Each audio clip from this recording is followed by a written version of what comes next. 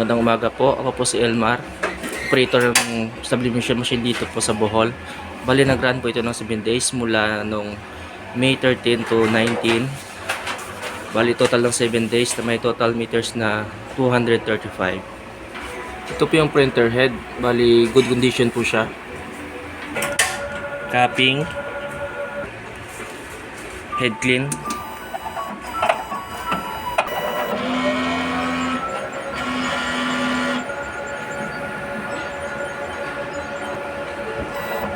After po ng head clean, punasan po yung wiper. Tapos yung capping. Nozzle test.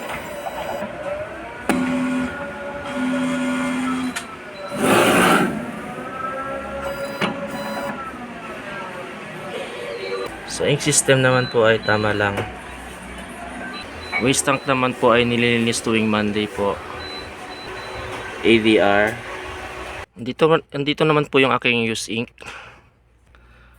Unused ink po. Bali dumating na po yung delivery namin. Sable roll. Ito naman po yung nagamit kong ink. Ito po yung cyan, black, magenta, yellow. Output record po. At daily checklist po.